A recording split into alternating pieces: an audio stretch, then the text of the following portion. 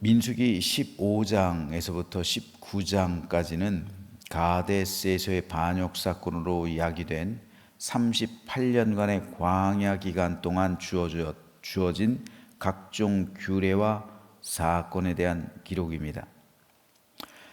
여기서 우리가 한 가지 알아야 할 사실은 하나님께서 징계하신 광야에서의 38년에 대한 기록이 성경엔 기록되어 있지 않다는 사실입니다. 38년의 기록이 없어요. 성경은 구속사의 관점에서 쓰여졌기 때문에 그저 육신의 생명을 연장해 갔던 38년의 사건은 무의미해요. 무관심합니다. 그래서 아브라함이 그두라를 후처로 맞아들인 이후 38년을 더 살았죠. 하지만 아브라함의 삶의 생애에 있어서도 마찬가지로 38년의 기록이 없어요.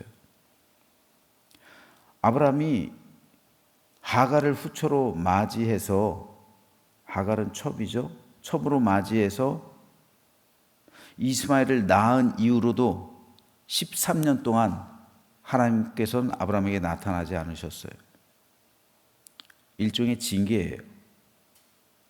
그리고 드디어 99세 때, 즉 아브라함의 나이 86세 때부터 99세 때까지 13년간의 기록은 없어요. 마찬가지로 그두라를 후처로 취한 이후 38년간의 기록이 없어요. 그리고 나오는 기록이 아브라함이 그의 열조에게로 돌아갔더라, 그거예요. 마찬가지로 묘하게도 이스라엘 백성 역시 광야에서의 38년의 기록이 없어요. 구속사와는 전혀 상관없는 기간이었고 하나님의 심판에 따라 출애굽 제1세대가 죽기를 기다리는 기간이었기 때문입니다. 이것은 오늘 우리에게도 이어져요. 하나님께서 보실 때 육신만을 위한 삶을 살아가는 것은 아무 의미가 없어요. 하나님 앞에서는 아무 의미가 없어요. 육신의 삶을 연장해 가는 거죠. 물론 그 기간 안에 우리가 세상에서 축복을 받고 형통하고 성공하고 뭐 이런 삶으로 우리가 치장할 수가 있을 거예요. 하지만 그저 육신의 삶을 연장해 가는 것이라면, 구속사와 상관이 없는 것이라면 아무 의미가 없어요. 하나님 앞에서. 하나님 앞에서 의미 있는 삶이 되기 위해선 하나님의 구속사에 동참해야 됩니다. 그래야 내 인생이 하나님 앞에서 의미가 있는 것이고 그때 기록되는 거예요. 성경은 그렇게 기록된 거예요. 왜냐하면 내 이름이 생명책에 기록되어 있기 때문이고 하나님의 자녀가 되어 하나님 나라를 유업으로 상속받았기 때문에 그때부터 의미가 있는 거예요. 그리고 하늘에 속한 삶을 살아갈 때 비로소 내 인생이 의미 있게 되는 겁니다. 따라서 성도는 육신에 속한 삶이 아니라 영에 속한 삶을 살아가야 돼요. 이것이 하나님의 우리를 향한 뜻입니다. 이스라엘 백성이 광야에서 38년을 살아갔지만 하나님 앞에서는 아무 의미가 없었어요. 그래서 성경은 그 기간 동안의 일, 38년에 있었던 일을 통째로 생략해 버려요. 아무것도 기록되어 있지 않아요. 그리고 드디어 이 기간이 끝나갈 때쯤 하나님께서는 이스라엘의 2세대로, 제2세대로 하여금 가나안 입성을 준비하게 하세요. 이제 1세대는 거진 다 죽었어요. 이제 2세대로 하여금 가나안 입성을 준비하게 하세요. 그래서 다시 한번 율법과 제사 제도에 대해서 가르치십니다. 오늘 우리가 읽은 민수기 15장이 그에 대한 기록이에요. 크게 5문단으로 나눌 수가 있습니다.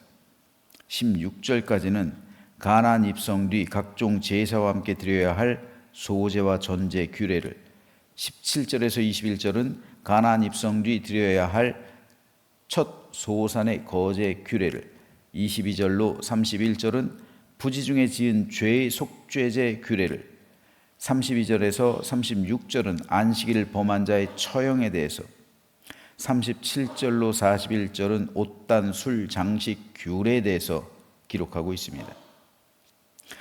오늘은 이 가운데서 제2세대, 이제 가나안 입성을 준비하고 있는 제2세대에게 있었던 안식일을 범한 자는 어떻게 될 것인가에 대한 말씀에 대해서 살펴보겠습니다. 이스라엘 자손이 광야에 거류할 때 안식일에 어떤 사람이 나무하는 곳을 발견한지라 그 나무하는 자를 발견한 자들이 그를 모세와 아론과 온 회중 앞으로 끌어왔으나 어떻게 처치할는지 지시하심을 받지 못한 고로 가두었더니 여호와께서 모세에게 이르시되 그 사람을 반드시 죽일지니 온 회중이 진영 밖에서 돌로 그를 칠지니라. 온 회중이 곧 그를 진영 밖으로 끌어내고 돌로 그를 쳐 죽여서 여호와께서 모세에게 명령하신 대로 하니라. 오늘 본문에서 어떤 사람이 안식일에 나무를 냈습니다. 여러 가지 이유로 했겠죠. 불을 떼야 될 수도 있고 밥을 해야 되니까. 어떻든 안식일에 나무를 냈어요. 안식일에 일하지 말라는 하나님의 계명을 정면으로 어기는 것이었죠. 그래서 백성들이 그 사람을 모세에게로 끌고 갔습니다. 이때 이미 백성들은 안식일을 지켜서 그날에는 아무 일을 하지 않는 것이 보편화가 되어 있었습니다.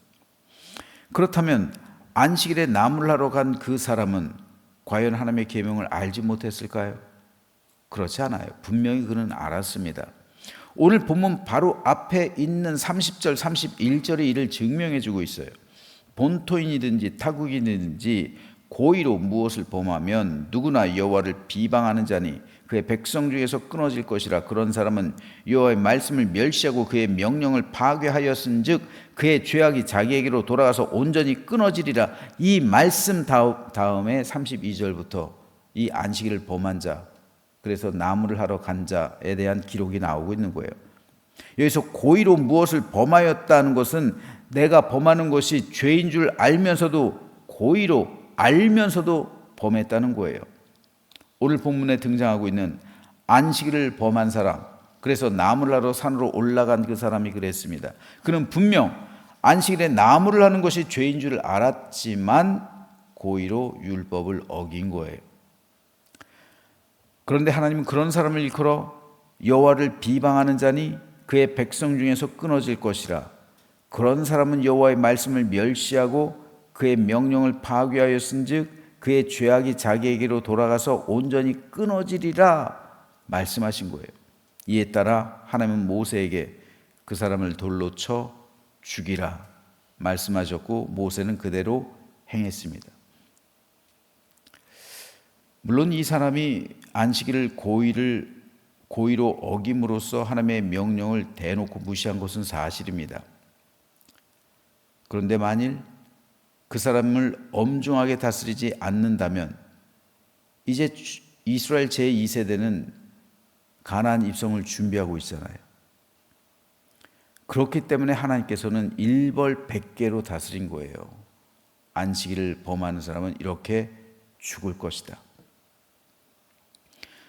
안식일을 지키지 않아도 별탈 없다는 생각이 자리하게 되면 신앙 공동체는 무너지죠. 그래서 하나님께서는 일벌백계로 다스린 거예요. 우리나라 말로 시범 케이스죠. 쉽게 말해서. 그렇게 다스린 겁니다. 일벌백계의 차원으로 하나님께서는 그를 죽음으로 돌로 쳐서 죽이라고 명령하신 겁니다. 하지만 여기서 우리가 생각해야 할 것이 하나 있어요. 만일 안식일법, 이 안식일법에 따라서 안식일을 지키지 않으면 사형에 처한다 라는 이 법이 오늘 우리들에게도 적용된다면 아마도 우리 중에 살아있는 사람 없을 겁니다. 그렇죠? 안식일법이 오늘 우리들 가운데 적용된다면요. 제7안식일 교회가 잘못하고 있는 것이 이거죠. 그들은 구약의 안식일을 지켜야 된다고 말하죠. 그러면서 토요일을 이렇게 주일로 지키잖아요. 근데 그것도 틀린 거예요. 토요일도 아니에요. 그럼 금요일 저녁부터 해야 되는 거예요. 금요일 저녁부터 토요일 저녁까지. 그리고 구약의 계명에 따라서 돼지고기도 먹지 말고 그래야죠. 근데 안식일만 지키면서 절기도 지키지 않고 제사도 드리지 않고 또 각종 율법도 지키지 않고 이거는 말이 안 되는 거예요. 그 자체로서. 안식일법, 그리고 안식일법에 따라 그들 중에서 안식일을 지키지 않는 사람이 있으면 죽여야죠. 그렇죠? 그러니까 제7 안식일 기준은 말이 안 되는 거예요. 그 자체로서. 한 번쯤 안식일 지키지 않는 사람이 어디 있겠어요? 다들 한 번쯤은 주일에 피치 못할 사정에서 예배에 참석하지 못할 때가 있습니다. 더구나 팬데믹 이후에는 감기 걸려서 이게 만능이 됐어요. 그렇죠? 실제로 기침하는 사람 옆에 있으면 불편하죠. 불안하죠. 불편한 것보다는 불안하죠. 그래서 다른 성도 때문에라도 교회에 출석하지 못할 때가 있어요. 제가 연구에서 충격을 한번 먹은 적이 있었는데 저는 12년 개근을 했어요. 국민학교 6년, 중학교 3년, 고등학교 3년 한 번도 안 빠졌어요. 심지어는 옛날에 국민학교였잖아요. 국민학교 다닐 때 연탄가스를 먹은 적이 있었어요. 사촌 누나들이 시골에서 올라와서 야, 참 단칸방에서 5명이 살았어요. 5명 사촌 누나들 이모들이죠. 나한테 이모들 3명 단칸방에서 이 2평 그 정도밖에 안 되는 데서 5명이 살았어요. 근데 연탄가스를 마셨어요. 그래서 죽을 뻔한 적이 있어요. 그런데 저 학교 갔어요. 엄마가 학교 가라고 조태고라고 학교 가가지고 그래서 학교 갔어요. 학교 가서 조태고 왔어요. 그래야 출석한다고.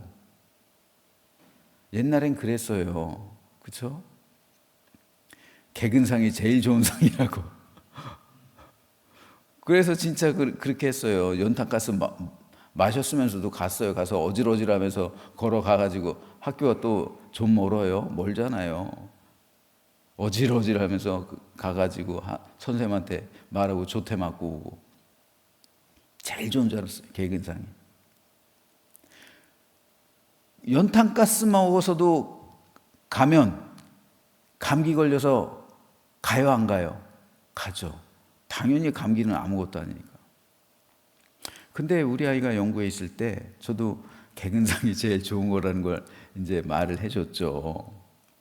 그래서 감기 걸렸는데 보냈어요. 유치원에. 그랬더니 선생님한테 연락이 왔어요. 왜 얘를 보냈냐요? 감기 걸렸는데. 그래서 개근상이 좋은 거니까 그래도 학교를 아파도 보내야 돼서 보냈다고 그랬더니 다른 사람은 생각 안 해요. 다른 아이들 감기 옮으면 어쩌려고 보냈냐. 그래서 제가 충격을 먹었죠. 영국은 이게 다르구나. 이게 문화 자체가 다르구나.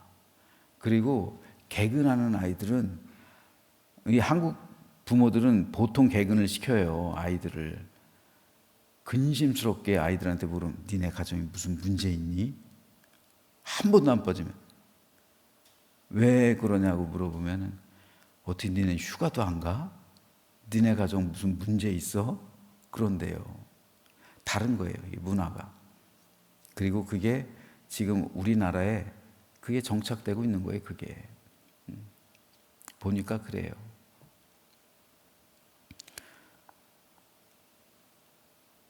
하지만 구약의 안식법에 따르면 안식일을 지키지 않는 사람은 즉시 죽어야 되죠.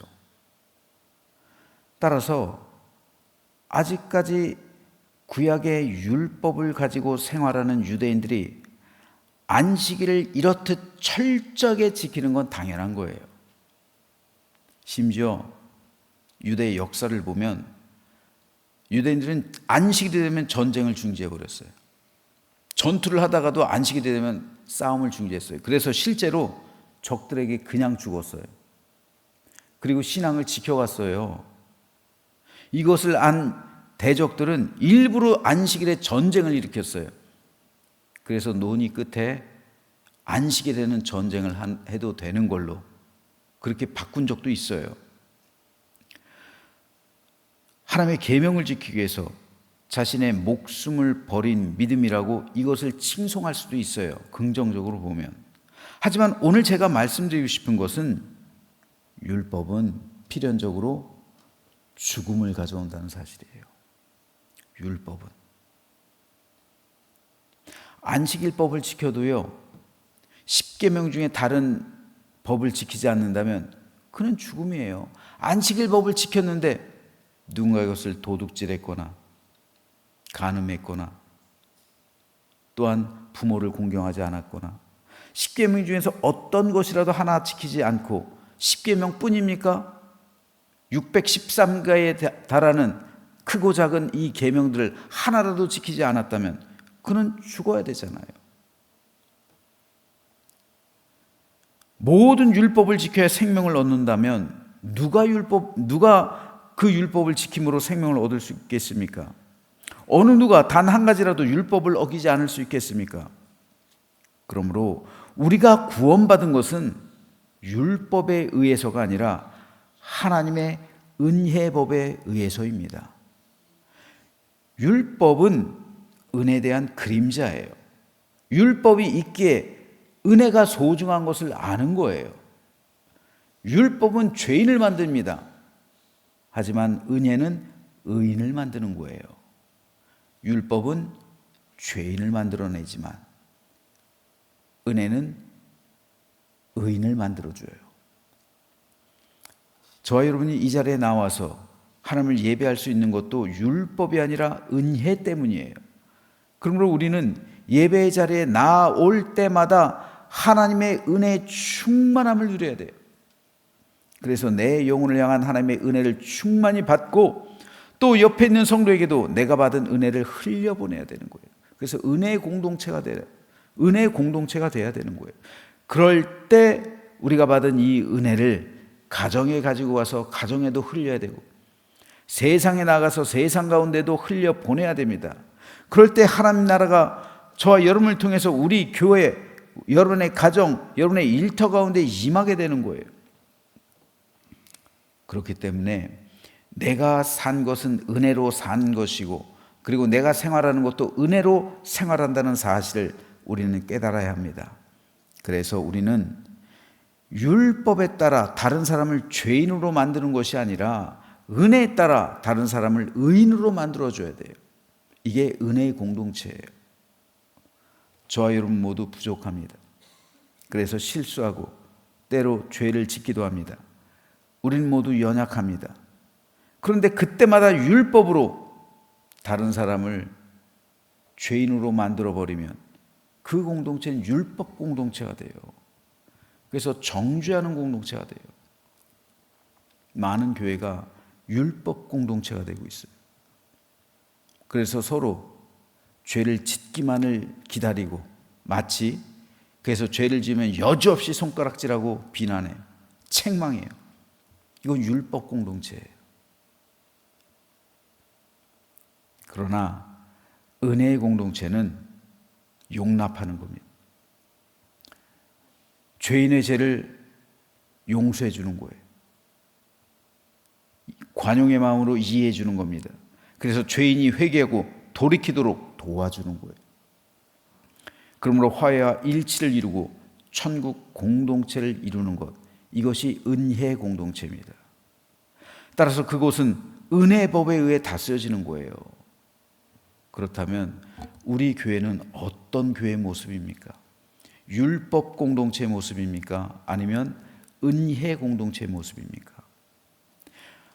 많은 교회들이 율법 공동체의 모습으로 되어서 교회에서 두렵고 떨림이 있어요. 교회에서 정죄와 비난이 있어요.